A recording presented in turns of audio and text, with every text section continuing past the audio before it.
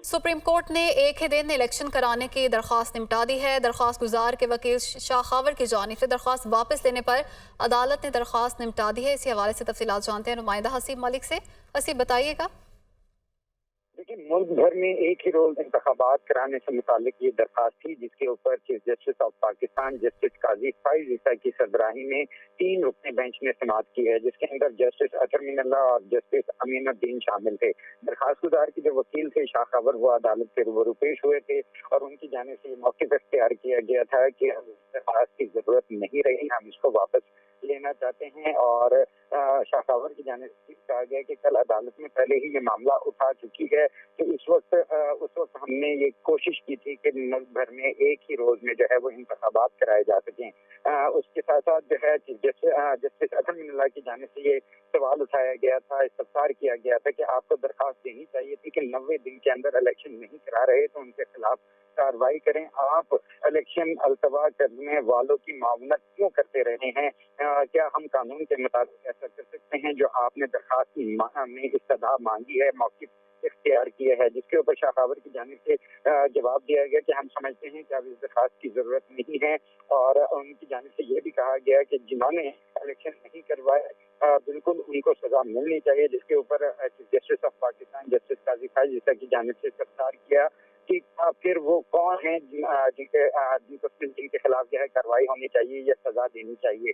अदालत ने जो दरखास्त गुजार के जो वकील थे उनकी जानिब से दरखास्त वापस लेने के ऊपर दरखास्त को खारिज कर दिया है, लेकिन अदालत की जानिब से ये भी मार्क्स दिए गए कि क्यों ना एक ही दिन में इलेक्शन वाली दरखास्त अगर काबिल समाअत नहीं है तो क्यों ना इसको हट जाने के साथ जो है वो खारिज किया जाए, जिसके ऊपर शाखावर की जानिब से तो ये बयान दिया गया है कि अदालत जुर्माना करती है तो उसे मुझे अपनी जेब से देना पड़ेगा और मैं वो देने के लिए तैयार जी हूँ। हसीब मलिक, बहुत शुक्रिया, आपने तफसीलात से आगाह किया। लीडर हैं, अदालत में मौजूद हैं। वकील नवाज शरीफ का ये कहना था, इसके साथ साथ जब आप हुक्म करेंगे नवाज शरीफ कमरा अदालत में पेश हो जाएंगे तो तोशा खाना रेफरेंस केस की समाअत जो कि आज हुई है नवाज शरीफ की हाजिरी पर, वो 20 नवंबर तक मुलतवी कर दी गई है। आइंदा समाअत पर नकूल तकसीम की जाएगी और इसके साथ साथ जायदाद जब्तगी की दरख्वास्त पर नैब को नोटिस जारी होगा और 20 नवंबर को जायदाद जब्तगी की दरख्वास्त पर दलाइल तलब की गई है। ताहम जो है ये आज की कार्रवाई जो है एहतसाब अदालत नंबर 1 जज मोहम्मद बशीर ने की है और इस कार्रवाई मुकम्मल हो चुकी है। जी वैसे बासी, आप साथ ही मौजूद रहिएगा। एहतसाब अदालत के बाद साबिक वज़ीर आज़म नवाज शरीफ इस्लामाबाद हाई कोर्ट पहुँच गए हैं। अपीलों की बहाली के हवाले से जो दरख्वास्तें दायर की गई थी उन पर आज समाअत हो रही है और वो इस्लामाबाद हाई कोर्ट पहुँच गए हैं। इस्लामाबाद हाई कोर्ट में भी कारकुन बड़ी तादाद में मौजूद हैं और सिक्योरिटी के भी सख्त इंतजाम किए गए हैं। अल अजीज़िया रेफरेंस और एवनफील्ड रेफरेंस में नवाज शरीफ की अपीलों की बहाली की दरख्वास्तों पर आज समाअत हो रही है और chief justice Islamabad high court Aamir Farooq और जस्टिस मियां गुल हसन औरंगजेब पर मुश्तमिल 2 रुकनी खुसूसी बेंच है जो इस मामले पर समाअत करेगा। हिफाज़ती ज़मानत ख़त्म होने पर वो अदालत में सरेंडर करेंगे। नवाज शरीफ इस्लामाबाद हाई कोर्ट पहुँच गए हैं। इससे पहले वो एहतसाब अदालत पहुँचे और उनकी हाजिरी लगाई गई, कानूनी तकाजा पूरा हुआ और उन्होंने अदालत में सरेंडर किया। उनकी ज़मानत भी मंजूर हो गई और वहाँ से अब रवाना हुए इस्लामाबाद हाई कोर्ट के लिए और इस्लामाबाद हाई कोर्ट वो पहुँच गए हैं। यहाँ पर उनकी अपीलों की बहाली के हवाले से जो दरख्वास्तें थीं उन पर आज समाअत होगी। नवाज शरीफ इस्लामाबाद हाई कोर्ट पहुँच गए हैं। अल अजीज़िया रेफरेंस और एवनफील्ड रेफरेंस में नवाज शरीफ की अपीलों की बहाली की दरख्वास्तों पर आज समाअत होगी। साबिक वज़ीर आज़म नवाज शरीफ इस्लामाबाद हाई कोर्ट पहुँच गए हैं। अल अजीज़िया और एवनफील्ड रेफरेंस में अपीलों की बहाली की दरख्वास्तों पर समाअत होगी। इसी हवाले से मज़ीद बात करेंगे। ब्यूरो चीफ इस्लामाबाद अदील वड़ाइश हमारे साथ मौजूद हैं। जी अदील, बताइएगा, नवाज शरीफ अब इस्लामाबाद हाई कोर्ट पहुँच गए हैं। जी, बुनियादी तौर पे ये वो 2 केस हैं जिसमें नवाज शरीफ साहब को सजा हो चुकी, एक सजा मुअत्तल हो चुकी थी अगरचे, लेकिन वो उस वक्त रिवाइव हो गई जब अदालत ने उन्हें एब्सकॉन्डर करार दे दिया और उसमें जो एवनफील्ड अपार्टमेंट केस था जिसमें 10 साल उनको कैद की सजा सुनाई गई थी, 80 मिलियन पाउंड जो उनको जुर्माना किया गया था और उनकी 10 साल की नाअहली थी। लेकिन अजीजिया केस में उनकी सजा जो थी वो बरकरार थी और उसमें फिर वो सेहत के मामले पर जमानत पर फिर बाहर गए। लेकिन ये केस दोनों इकट्ठे उस वक्त हो गए जब उनकी अपीलों की समाअत इस्लामाबाद हाई कोर्ट में हो रही थी और उसमें फिर अदालत ने जब ये देखा कि दी गई कमिटमेंट जो है वो पूरी नहीं की गई और उस कमिटमेंट पूरे ना करने पर अदालत ने फिर उनकी ये अपीलें जो हैं वो खारिज कर दी थी। और लेकिन साथ ही साथ एक ऐसी कानूनी सहूलत दी गई थी कि जब भी वो वापस आए तो ये अपीलें जो हैं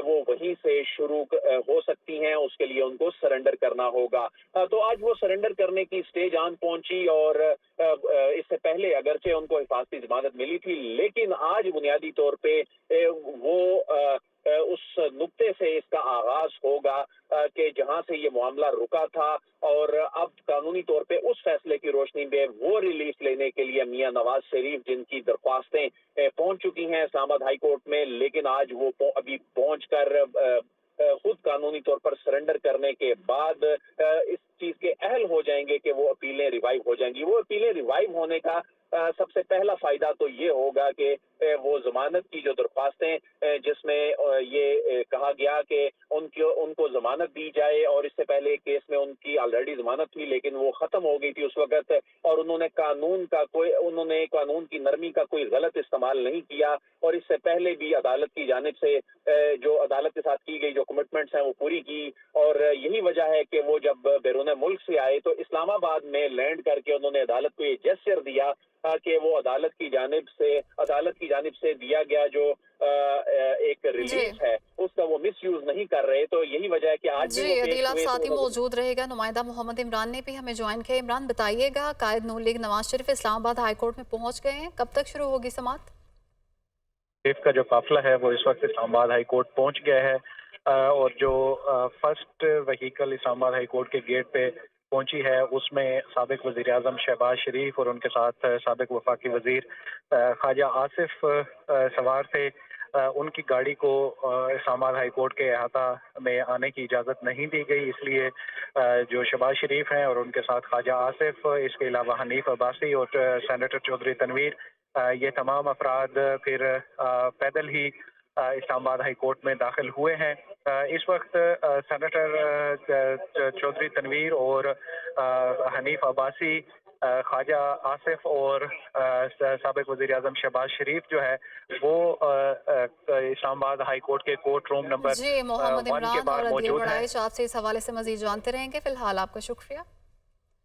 सुप्रीम कोर्ट ने एक ही दिन इलेक्शन कराने की दरख्वास्त निपटा दी है। दरख्वास्त गुजार के वकील शाखावर की जानिब से दरख्वास्त वापस लेने पर अदालत ने दरख्वास्त निपटा दी है। इसी हवाले से तफसीलात जानते हैं नुमाइंदा हसीब मलिक से।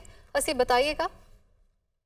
देखिए, मुल्क भर में एक ही रोज इंतखाबात कराने से मुतालिक ये दरखास्त थी, जिसके ऊपर chief justice of Pakistan justice Qazi Faez Isa की सरबराही में 3 रुकनी बेंच ने समाअत की है, जिसके अंदर जस्टिस अतर मिनल्लाह और जस्टिस अमीनुद्दीन शामिल थे।